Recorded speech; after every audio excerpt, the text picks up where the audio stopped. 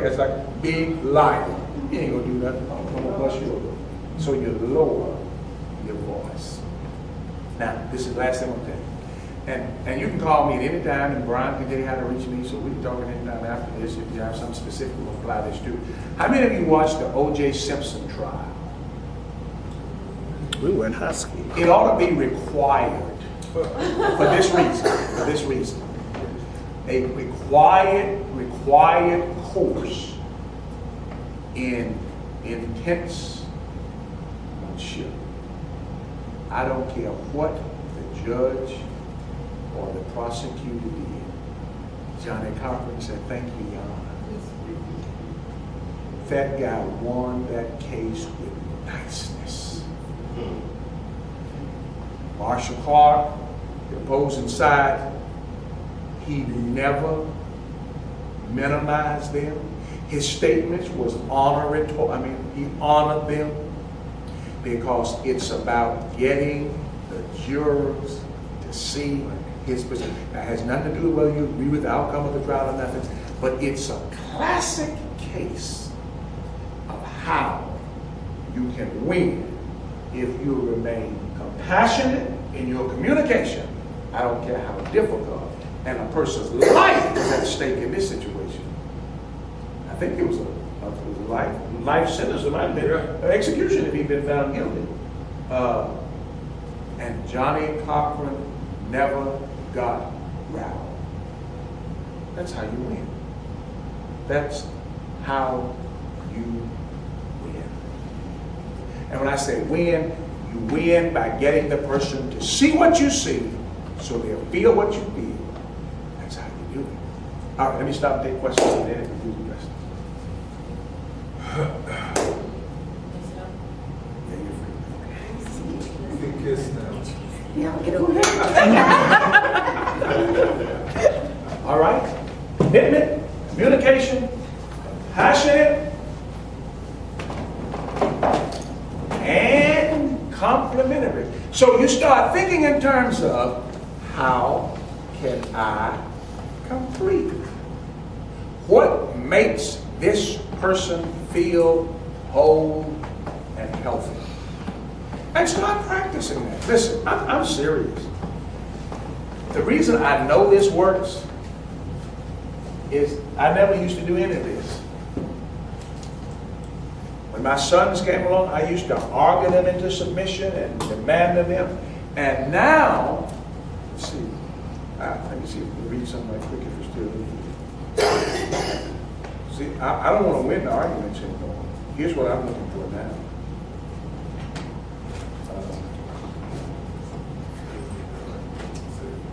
Here's what I'm looking for now. Let's see where they're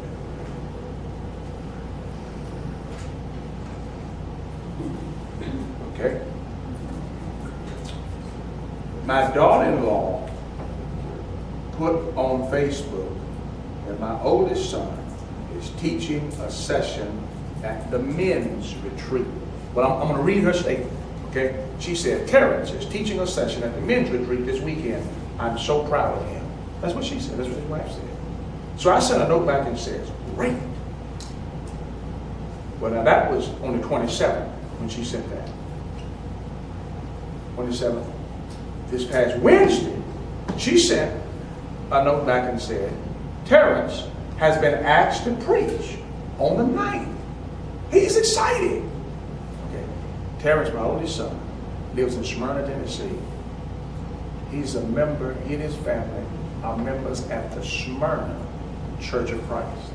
It's a 600-member church, and they're the only black folk there. Wow.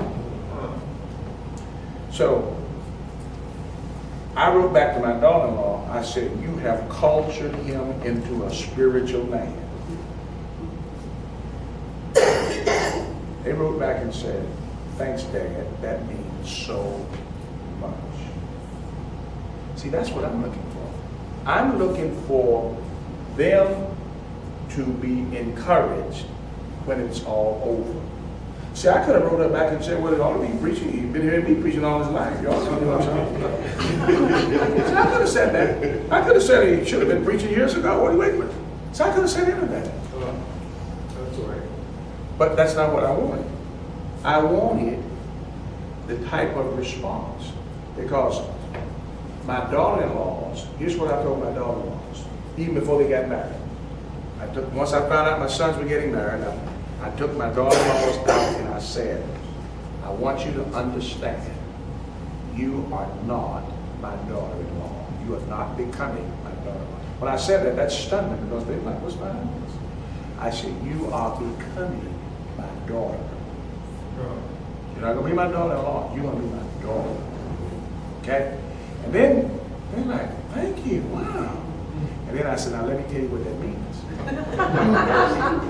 That means, now that you're going to have daughter status, you can get mad at me, I can get mad at you, and we'll get over it. That's how I do with my daughter. So I want them to know, you can get mad at me and get over it. I'll get upset at you, and I'll get over it. I don't have to stop coming around. If I need to fuss at you, I can fuss at you. If you think you need to fuss at me, you can fuss at me. Because we have father-daughter relationship. And I call my daughter-in-laws and talk to them. I said, matter of fact, I want you to have a key to the house. So you can come up whenever you want to, and you don't have to call. You want to take a nap and get in bed, it's fine. Just like my daughter does. Yeah, now, I don't know if they do that or not. They may not choose to do that. I don't have a relationship. So you got to ask yourself, what's my objective? And what gets me there? If this is not getting me there, then I have to do something different. Other questions? Any questions? Am I through? Somebody got a question. Somebody finish this up with one more question. One last question. Make up a question. Even if it's not about your relationship, it can be about somebody else. I always ask a question. You got a lot of. Go ahead, Maurice. Now, obviously, you've done these things, you perfected these things because I have had people to tell me this is the best thing they have ever done in their life. True story. I have done premarital counseling for 2 people. And it was to be the largest wedding that I'd ever done up to that point. About a month or maybe 2 or 3 weeks before the wedding, I was in Memphis at a seminar, and my cell phone kept going off, just kept. So I got up and went outside the seminar to see what in the world is going on. The bride said, Brother Marshall, we're going to call this wedding off. I'm like, what? What? So I said, wait, I need to talk to you guys. It was on a Thursday. I said, I'll be back in town tomorrow, and you see you guys in my office at 4 o'clock. So at 4 o'clock, they came to my office. Here's what had happened. They were moving some plants from her apartment to his house, I think, in his car, and the plant had turned over. So the dirt had wasted in his immaculately clean car. So the first thing he goes off, she said, I will clean it out. So I think she made another trip or 2 and hadn't cleaned it out. So they got into it. They had dated for a period of time. She had never heard him curse. And once she heard him curse, where does it come from? What else is he hiding in his heart? So it escalated. So she had decided, I saw a side of him I don't want to be married to. Now, what I'm trying to find is, they had on Facebook, I wish I could, but there are 15 weddings.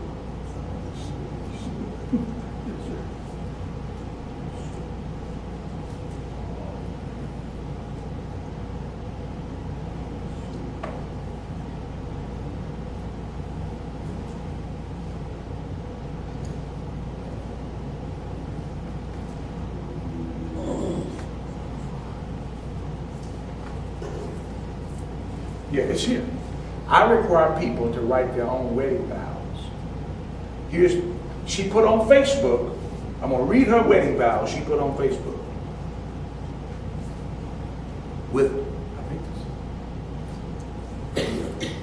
you, oh how I love the sound of that with you. I am forever grateful to God for bringing you into my life because my life has not been the same since. Love is what I think of when I think of you and I together. Thank you for accepting me for who I am, shortcomings and all. So on this day, I, she states her name, stand before God, you, family and friends, to vow that I look forward to spending the rest of my life with you through good times and bad times, in sickness and in health, for richer or poor, till death do us part. How blessed am I that out of all the women in the world, you chose me. I am so happy to be standing by your side today. Dreams do come true, for God is truly good all the time to make this day possible for you and me. I promise to be faithful to you in thought, word, and act for all the days of my life. I will be your dearest friend and helpmate. David, thank you for blessing me with your love. With this ring, I thee wed. I accept your love and I accept you as my husband for as long as we both shall live. She put that on Facebook. I think it was their 15th wedding anniversary. She posted their vow. That's what she said during the wedding, and that's what she wrote. But that wedding almost did not happen. So I called them into the office, and I had them to do this with prayer. I said, I want you to go home, and I want you to pray. And when you stop, I want you to stop. When you stop, I want you to set the alarm clock, and I want you to pray for 30 minutes. And they did. And I said, I'm going to see y'all back here tomorrow. When they came back the next day, they had gotten through the roadblock. And here's what they said. He said, because one of the problems they were having is she wouldn't open up and talk to him. So he said, here's what I learned. If I listen to her like God listens to her, she will talk to me like she talked to God. And she said, what I learned is, if I'll talk to him like I talk to God, he'll understand like God understands. It was that 30-minute prayer, same concept, back and forth. His wedding almost did not happen. And it was a beautiful wedding. As a matter of fact, he was an excellent singer. Nobody knew this was going to happen, but the groom and I. Nobody knew it. He wrote a song for her, and he was going to sing her down the aisle. So when the door opened and she stepped in, he stepped up to the aisle and started singing his bride to be down the aisle. And when he got to the part of the song where her name was in it, because he put her name in the song, I looked out there and she was so overwhelmed and she was trembling, and I thought, she ain't gonna make it. Her daddy almost had to literally hold her up to get her there. I mean, it was, as a matter of fact, by the time she got up here, everybody was wet-eyed. His parents was crying, her parents, everybody in the building was crying. That's the first wedding I ever performed, and people cried. Now I performed some wedding where they cried in the parking lot, so I should have done this. But honestly, and that wedding almost did not happen. So this is a powerful technique. I've used it with so many people. I had people come back and say, man, that's the most powerful thing I ever did. You know? So I know it works. The report's out there. It works. Good question. All right. I forgot it. Yes. So, would you do this if you're angry in the heat of the moment and the argument? I mean, it's You only said it one time, though. One time. But All are right. we going to sit down and talk about it like? Move your camera here. Come on. Wow. I was thinking about kids, but No, you were talking about your husband. Your children don't fuss back at you like that, angry. You can't get out of this. You let your children fuss at you? Listen, you have to try things with children. My daughter adopted a girl, and most of you have seen her. She suffers from post-traumatic syndrome, and she'll suffer that all her life for that. So I had to establish, I said, we need to establish a one-time rule. One-time rule is, I tell you one time, I'm not gonna say it again. So when I say something and she doesn't stop, I just hold up one finger. The one time, you remember one time? You made an agreement. Yeah. Okay. So what did I just say? Okay. So she's not gonna do it. I'm not gonna tell you no 15 times. We agreed one time. So when she see me hold up one finger after I've said something, she don't, I better do it now because you agreed to this. I won't yell at you if you do it, but you're gonna have to do it. Now, what I want you to do is to tell this informed audience, I want you to think back over an argument that you all have had. No, these two exposed to it. Just kind of go back to a discussion that you all had that he did not ready to see. Anything.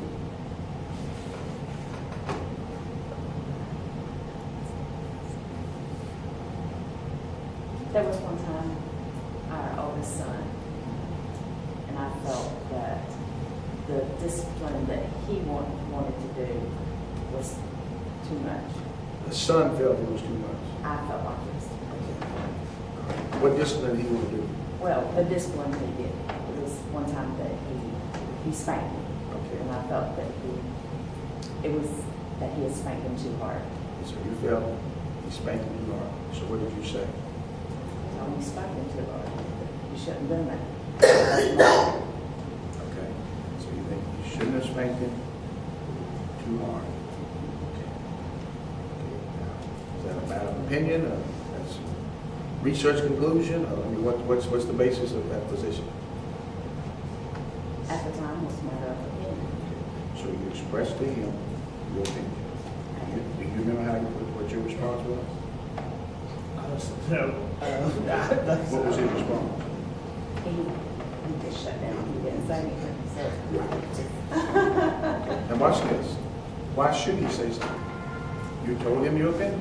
You didn't ask him a question. You just told him your opinion. So why would you expect him to say something?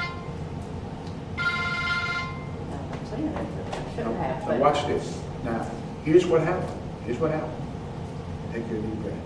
You got 11 minutes to take this. And we don't have time to go into this, but I got to tell you this. What happened was what I call the subconscious sabotage. Your subconscious said that. Out of your subconsciousness, you wanted him to respond so you could really argue and really tell him how you felt about that. See, your subconscious was sabotaged. So now, if he had tried to defend that, now you get a chance to really tell him how you feel. Now watch this. Now, you have to be a person of integrity to see this. Have you ever, the person didn't argue with you and you were kind of mad they didn't argue? You know why? Because I said what I said, but I really was going to blow them away and they didn't give you a chance. I'm so mad. See, your subconscious sabotage. So you got to be aware of that. And see, he was smart enough to know if I respond, I've already heard what you're saying. I don't agree with you, or if I agree with you, whatever. So I know what I don't really want is what else is behind that. So I don't say no.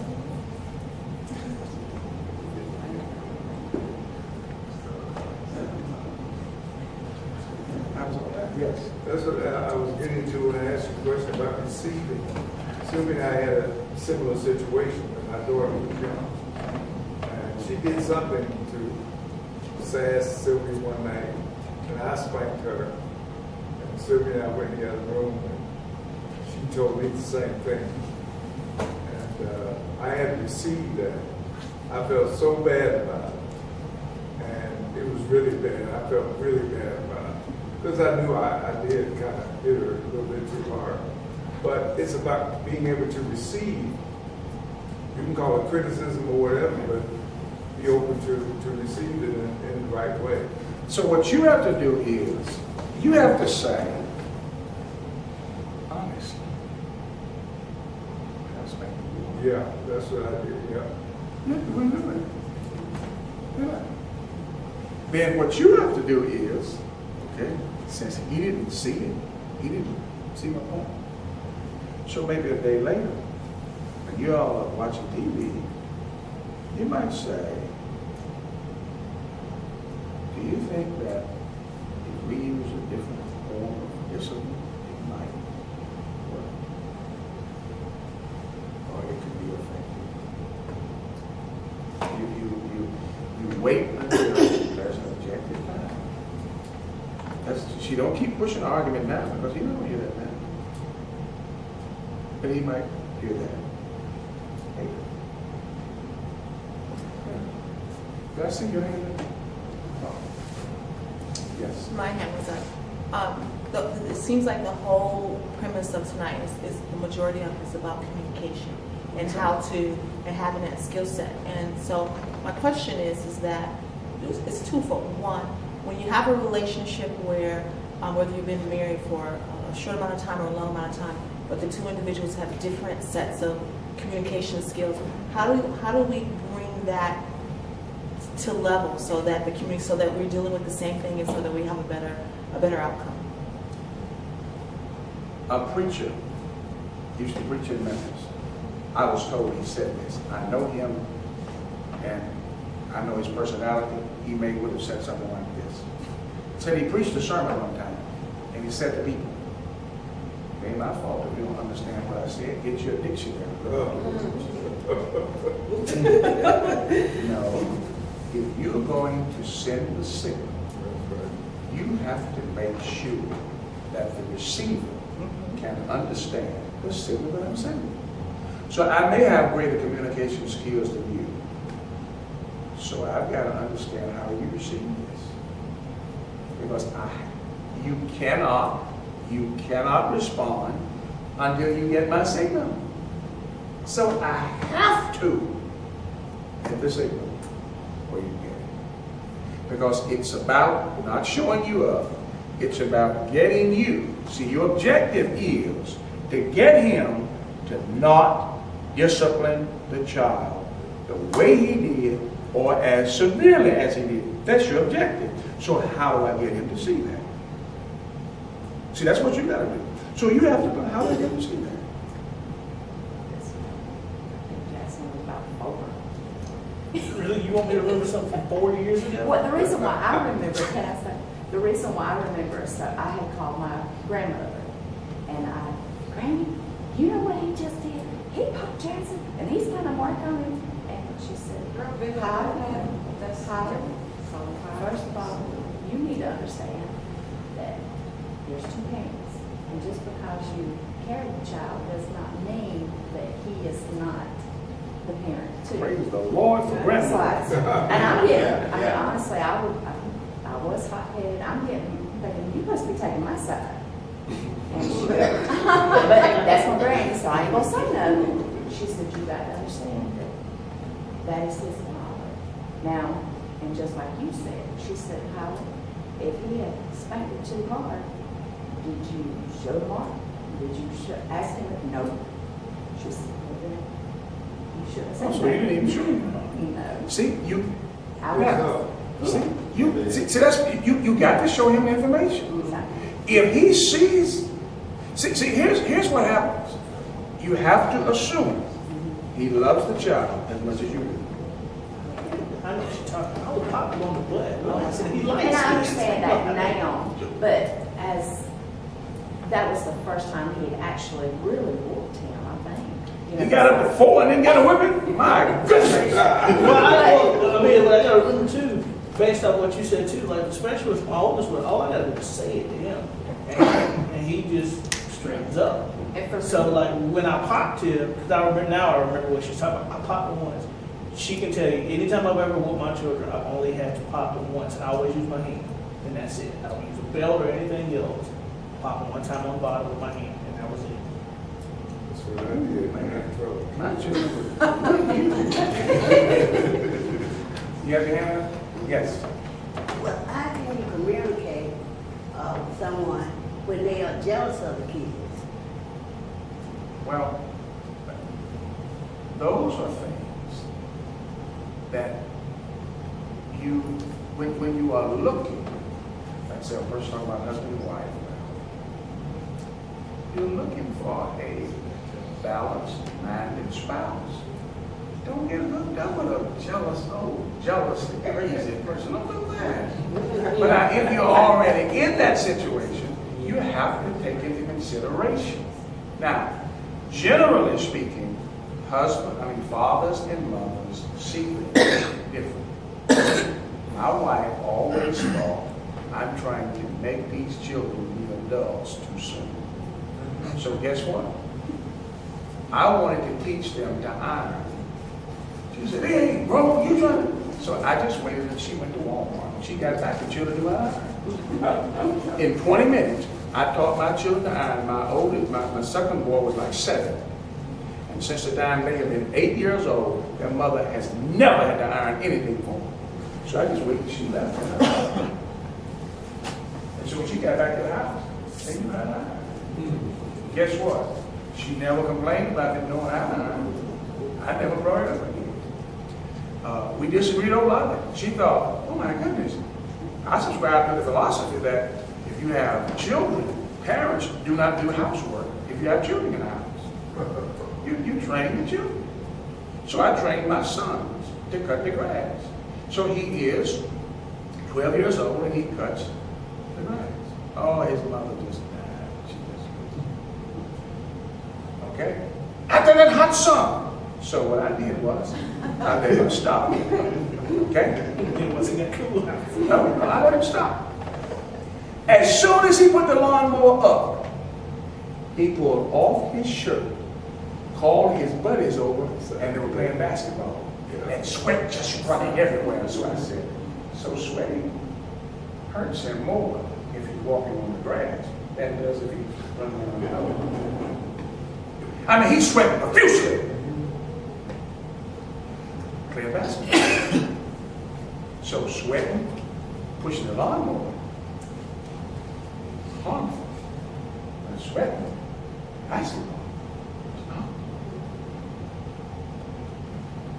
So, but generally speaking, that's one of the values of two parents. Generally speaking, for fathers to train sons the way he needs to be trained as a man, he has to do that outside of the mother's presence. So take the boys to camp overnight somewhere and let men out of their mom cannot handle it. And so she cannot, I mean, generally speaking. And I actually think that's the way God designed it, because he wanted the wife, the mother, to temper it. But when you want to make your boys really mean, you have to train them outside of the mothers. Because mamas just cannot handle what it takes to make a man. That's why we have so many spoiled boys. Listen, my lazy, shiftless, all that. So you show me a man, I'll show you somebody that was trained outside of a woman. My mother just could have never stomached what my daddy made me do. And it did not hurt me at all. It didn't hurt me at all. We used to go out and pull corn on the frozen ground all day long. And my daddy could stand some eating cold. And I'm out there shivering. It did not hurt me. Because guess what? As soon as I got to the house, I played basketball outside on the frozen ground. It didn't hurt me. But I know there's a minute there, my mama saw us leaving to go do something, and I mean, she probably cried. And she had been out there with us, and up there, she could not have stomached that. But it did not hurt me. I didn't even think it hurt me then. I didn't want to be out there, but I didn't think it hurt me then. I didn't think it hurt me. All right, I've given you enough for one night. I'm through. All right, let's give her a much round of applause.